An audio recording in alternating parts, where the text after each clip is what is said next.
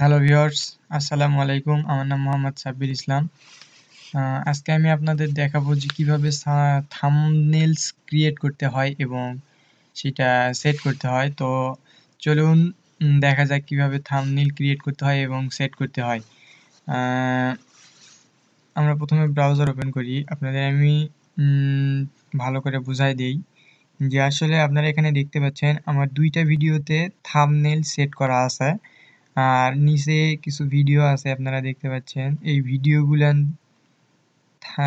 Thumbnail set করা নাই। So আমি এই সমস্ত ভিডিওগুলাতে থাম্বনেইল সেট করব কিভাবে? তো সেটাই আমি দেখাবো এখন যে আমি কিভাবে একটা ভিডিওতে থাম্বনেইল সেট করব।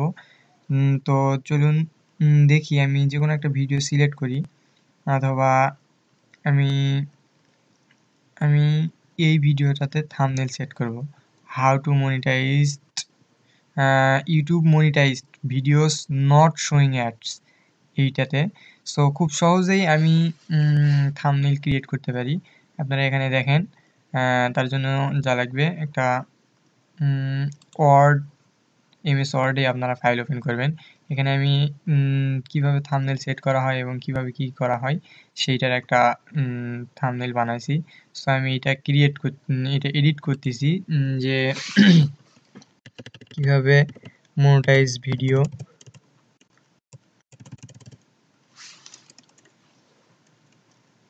সেইভাবে একটা থাম্বনেইল ক্রিয়েট করব।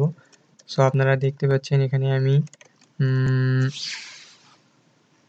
একটু দেখে নেই জিনিসটা।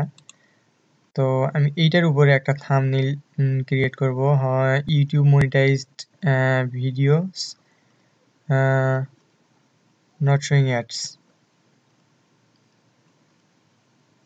সো আমি এখানে যাই। আমি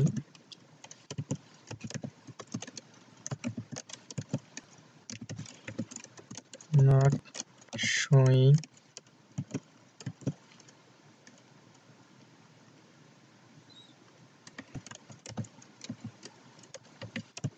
সরি নট শোয়িং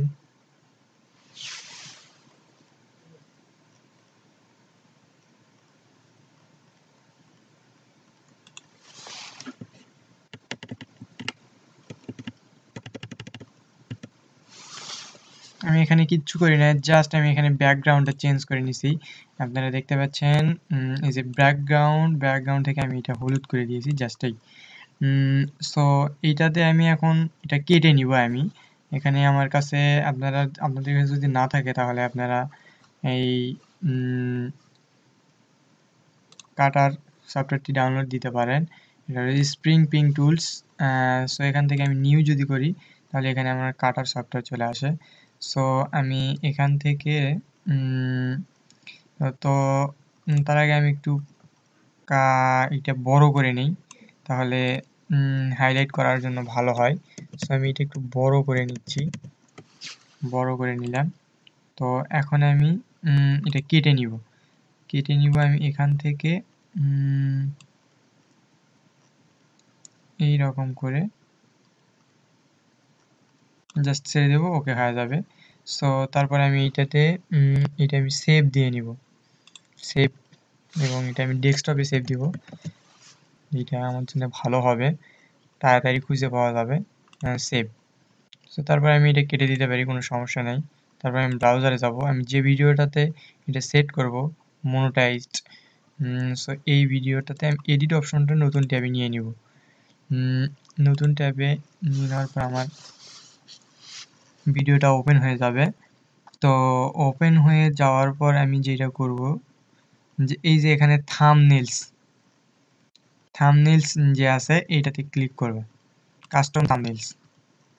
তো ক্লিক করার পর এই যে আপনারা দেখতে পাচ্ছেন এইটাতে ক্লিক করে আপলোড দিয়ে দিব।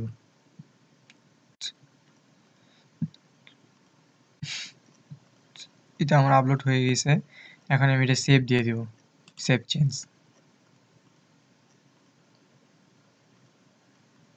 এখন যদি আমি ভিডিও ম্যানেজারে যাই, আপনারা দেখতে পাচ্ছেন